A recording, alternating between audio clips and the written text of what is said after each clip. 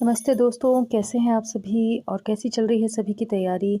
स्वागत है आपका भई अपने चैनल में और हम जो तैयारी करने वाले हैं, आज का हमारा टॉपिक रहेगा परामर्श का सेकंड पार्ट। ये फर्स्ट पार्ट हमने कंप्लीट कर लिया है, आप प्लेलिस्ट में चेक कर लेना उसको। आज हम सेकंड पार्ट करने वाले हैं इसका। तो आज हम पढ़ेंगे परामर्श के सिद्धांत क्या होते हैं, ठीक है?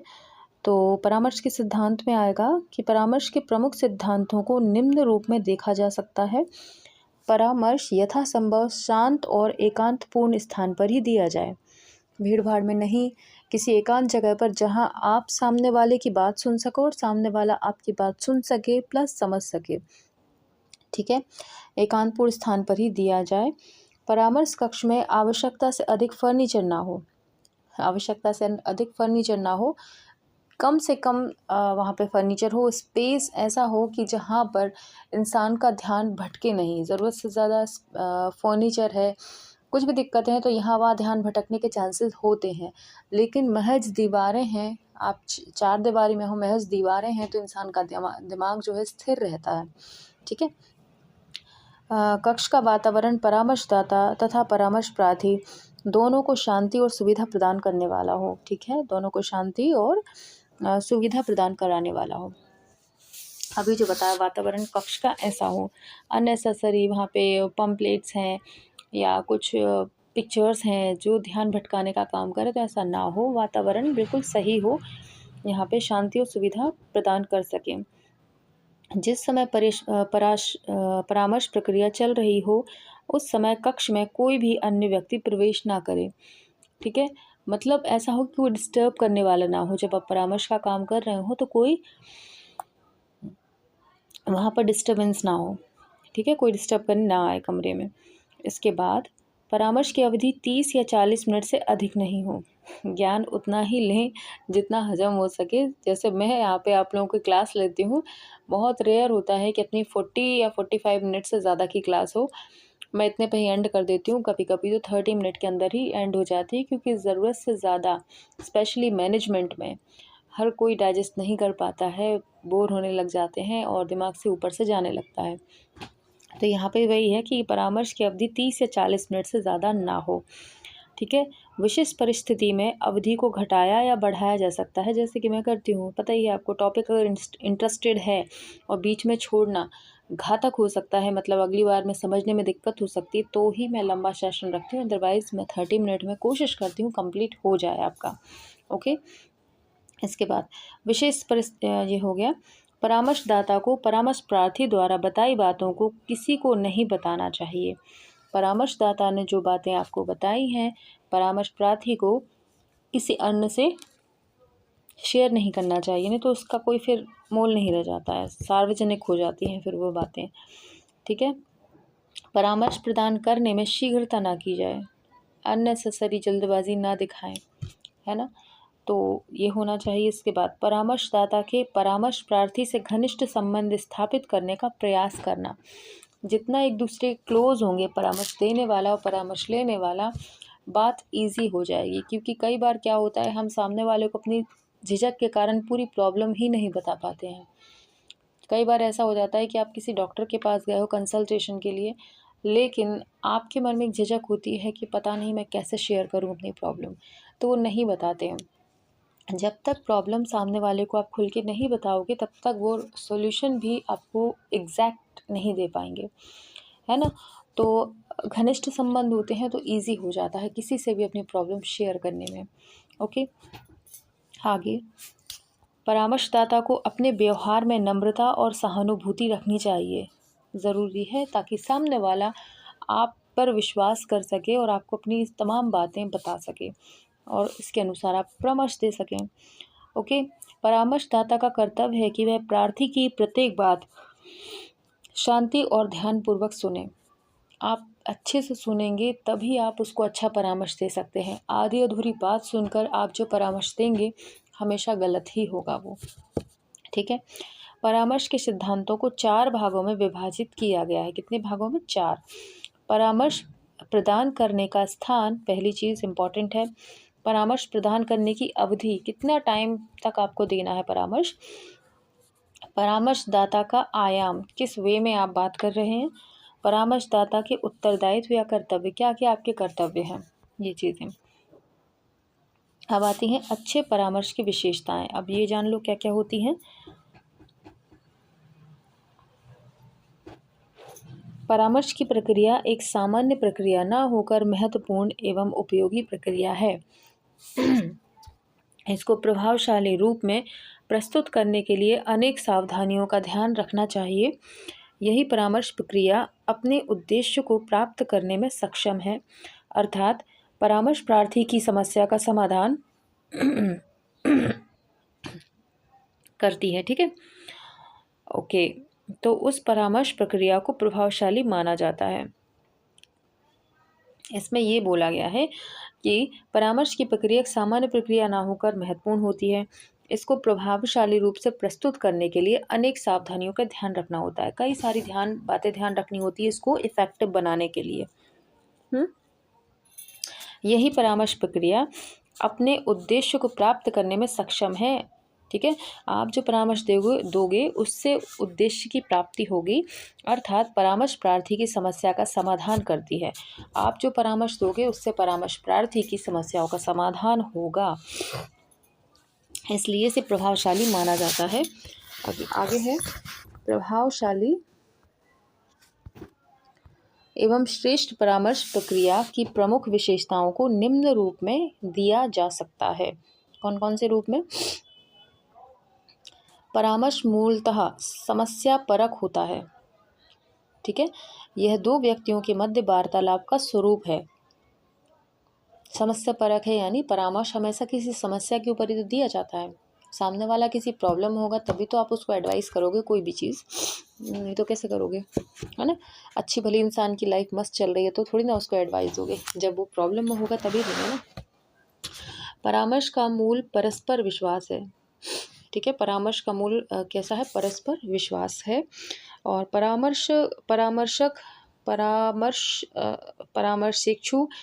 परामर्शेक्षु यानी जिसको परामर्श की इच्छा है, ठीक है, को उसके हित में सहायता प्रदान करता है। ठीक है, जो परामर्श दे रहा है उसके हित में परामर्श दिया जाता है। ओके, मैत्रीपूर्ण अथवा सौहार्दपूर्ण वातावरण में परामर्श अधिक सफल होता है। मैत्रीपूर्ण और सौहार्दपूर्ण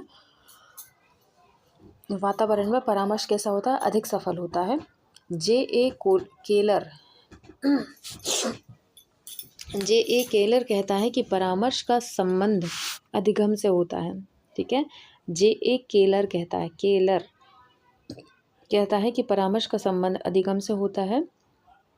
जिस प्रकार अधिगम से व्यक्ति के आचरण में परिमार्जन होता है, ठीक है, उसी प्रकार परामर्श से भी व्यक्ति के आचरण में परिमार्जन होता है। जैसे आप कुछ सीखते हो, जैसे आपने कुछ लर्न करने की सोचते हो तो कहीं ना कहीं आपके व्यवहार में परिवर्तन होता है, आप में सुधार होता है, आपकी लाइफ बेहतर होती है। ठीक उसी तरह परामर्श से भी होता है। आप बहुत ज़्यादा प्रॉब्लम में हो लेकिन आपको परामर्श मिला, आपने उसको मतलब अपनी लाइफ में अप्लाई करा उस परामर्श को और आपकी लाइफ बेहतर हो गई, आपने कुछ ना कुछ नया अर्जन किया, है ना। अब देखते हैं आगे।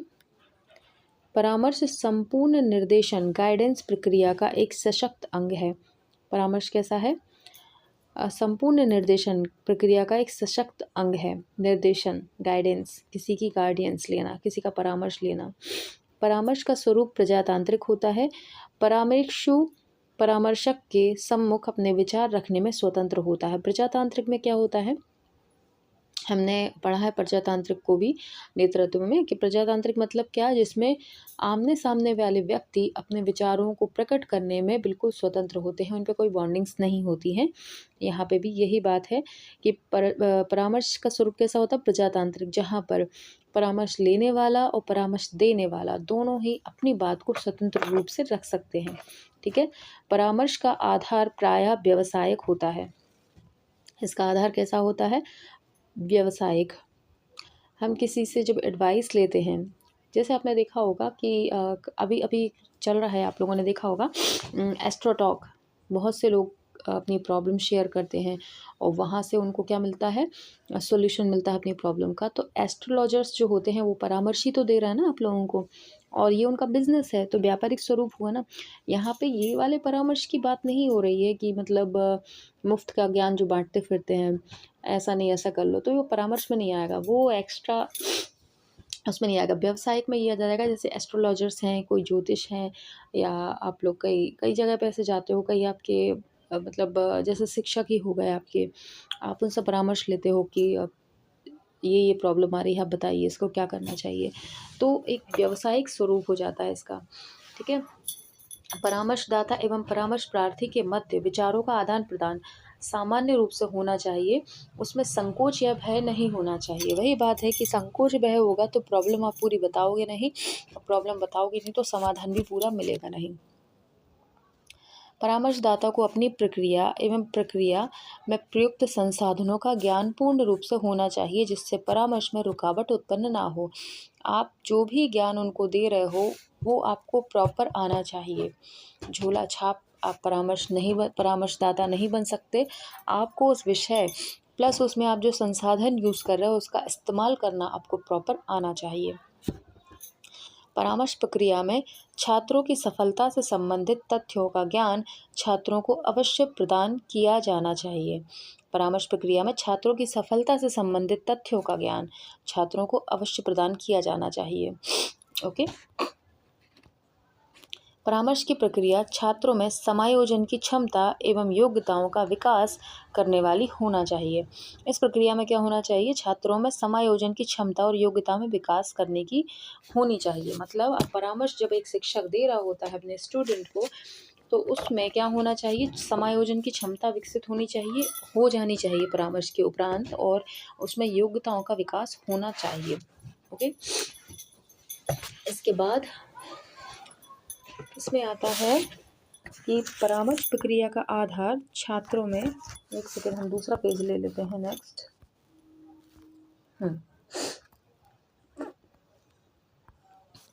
परामर्श प्रक्रिया का आधार छात्राओं में विशिष्ट योग्यता एवं उचित दृष्टिकोण को विकसित करने वाला होना चाहिए।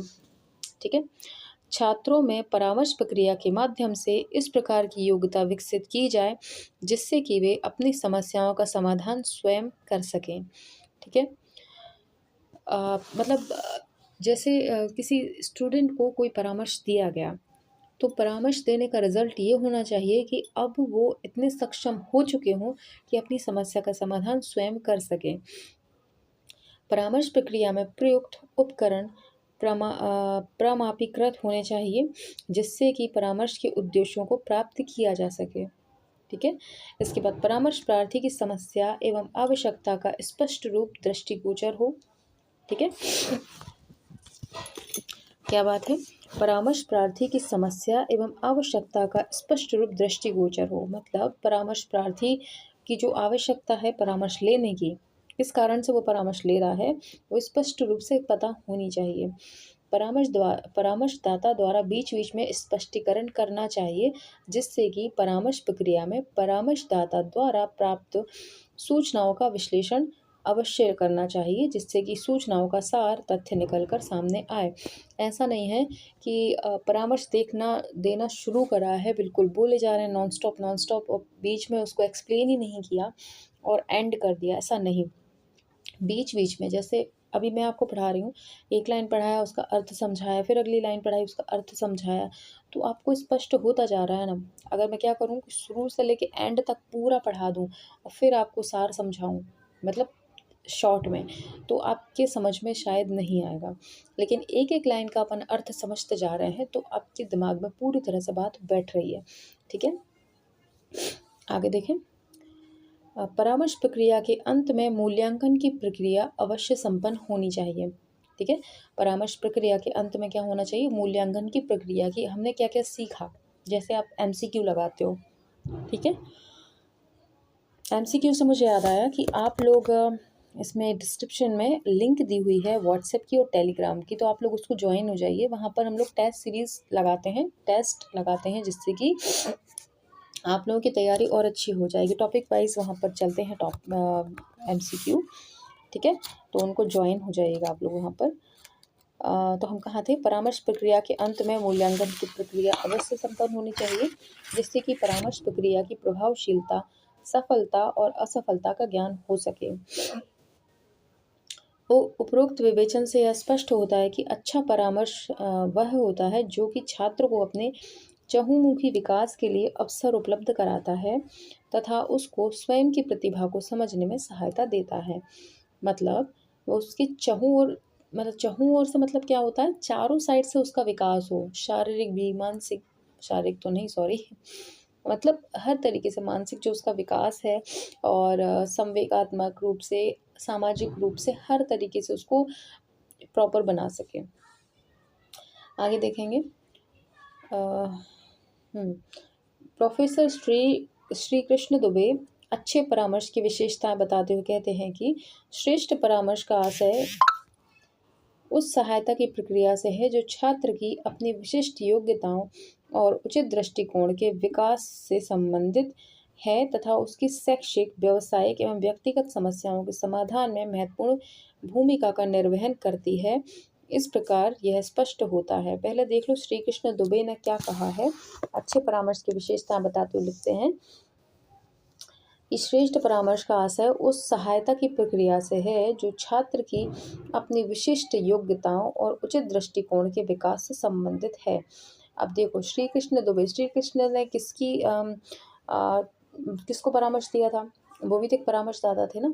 उन्होंने किसको दिया था, अर्जुन को परामर्श दिया था, पूरा समझाया था कि आप कर्म करो, फल की चिंता मत करो, आप जिनसे लड़ रहे हो वो आपके अपने नहीं है बल्कि यहाँ पर युद्ध लड़ने आए हैं, तो ये मत सोचो कि मेरे सगे संबंधी हैं, कहीं ना कहीं उनको परामर्श दे रहे हैं। तो आप ऐसे याद रख सकते हो कि जिसमें छात्र अपनी विशिष्ट योग्यताओं और उचित दृष्टिकोण से विकास से संबंधित है। मतलब उन्होंने क्या करा था, अर्जुन की विशिष्ट योग्यताओं और उनके दृष्टिकोण को बदला था। दृष्टिकोण मतलब जहाँ वो अपने सगे संबंधी समझ रहे थे जो उनके अपोजिट में थे, फिर उन्होंने उसको क्या समझा, अपने शत्रु की तरह ही देखा और उन पर वार किया। तो उन्होंने क्या करा, उनकी विशिष्ट योग्यताएं और उचित दृष्टिकोण के विकास में उन्होंने हेल्प किया। किसने, श्री कृष्ण दुबे ने। यहाँ श्री कृष्ण दुबे यही बात कर रहे हैं और वहाँ पर महाभारत में श्री कृष्ण ने अर्जुन से कहा था। को रिलेट कर लो इनको, जब भी बात आए श्री कृष्ण दुबे ने क्या किया था, तो क्या करा था, विशिष्ट योग्यताएं और उचित दृष्टिकोण को डेवलप किया था। ठीक है, करने की बात की थी। मतलब आगे चलते हैं। परामर्श की प्रक्रिया यदि श्रेष्ठतम रूप में संपादित की जाए तो वह छात्रों के चहुमुखी विकास का मार्ग प्रशस्त करती हैं। ठीक है, अच्छे तरीके से परामर्श दिया जाए तो विद्यार्थी का चहुमुखी विकास हो जाता है। ठीक है, अब आता है परामर्श की आवश्यकता क्यों होती है। देख लो जी।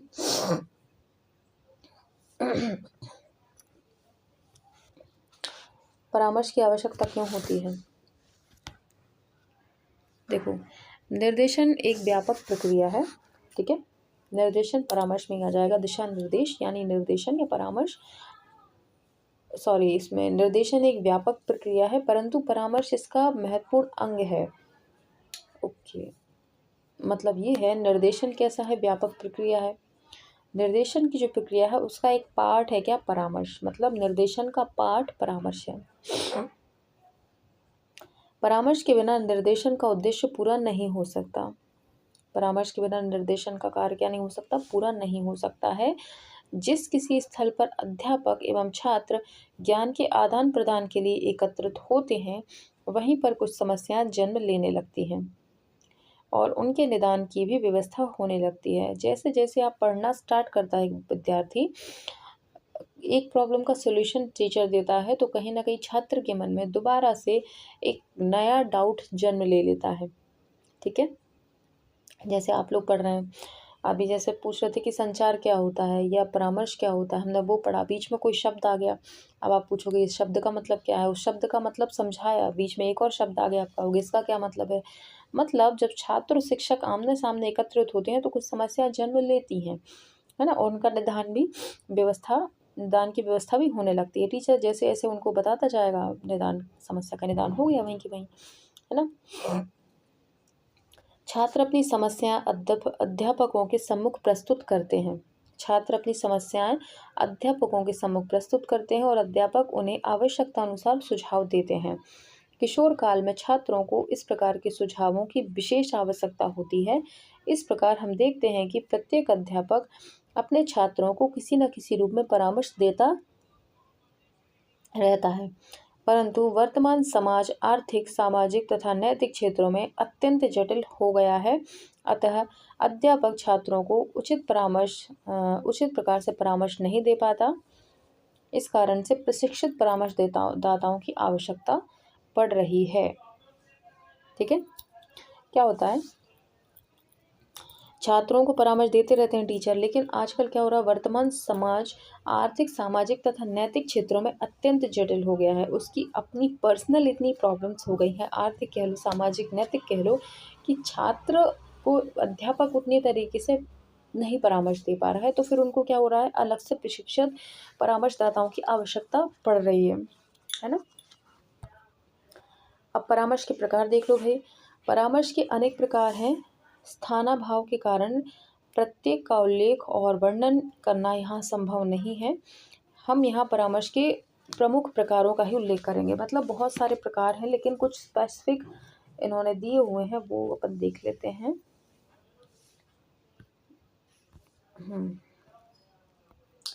परामर्श के प्रकार, ठीक है। पहला आता है नैदानिक परामर्श। नैदानिक क्या होता है जी? पेपिंस्की के अनुसार नैदानिक परामर्श का संबंध व्यक्ति के सामान्य कार्य, व्यापार संबंधी असमायोजनों से है। इसमें साधारण कार्य, व्यापार संबंधी असमायोजन का निदान एवं उपचार किया जाता है। अच्छा, पेपिंस्की का हमने आपको एक ट्रिक बताया था कि पेपिंस्की क्या है, व्यापार से संबंधित वर्ड है। मतलब पेपिंस्की जो है, इन्होंने व्यापार से संबंधित बातों का उल्लेख किया है। पेपिंस्की की मैंने ट्रिक बताई थी कि पॉपिंस, आप याद रखना, पॉपिंस जो आती थी ना, टॉफ़ी, चॉकलेट्स, टॉफ़ी छोटी छोटी आती थी, स्वीट रंग बिरंगी गोलियाँ जिसको बोलते थे, पॉपिंस, है ना। तो वो कहाँ मिलती थी हमको? व्यावसायिक शॉप पर ही मिलती थी, व्यावसायिक दुकानों पर। तो व्यवसाय का संबंध किससे है? पॉपिंस से, यानी पेपिंस्की का व्यावसायिक परामर्श से रिलेशन है इनका। ठीक है, तो इसमें क्या बोला है कि पेपिंस्की के अनुसार नैदानिक परामर्श का संबंध व्यक्ति के सामान्य कार्य, व्यापार संबंधी असमायोजन से है। ये व्यापार की बात जहाँ जाए वहाँ पेपिंस्की साहब बैठे हुए हैं। ठीक है, आगे देखेंगे मनोवैज्ञानिक परामर्श क्या होता है। आप देखो, इसमें परामर्शदाता व्यक्ति को उसकी दमित इच्छाओं, भावनाओं और संवेगों को अभिव्यक्त करने में सहायता करता है। अभिव्यक्त करने में, नॉट अव्यक्त, अभिव्यक्त करने में सहायता करता है। परामर्श प्रार्थी की कठिनाइयों को समझने के लिए विभिन्न मनोवैज्ञानिक विधियों का प्रयोग किया जाता है। ठीक है, इसके बाद,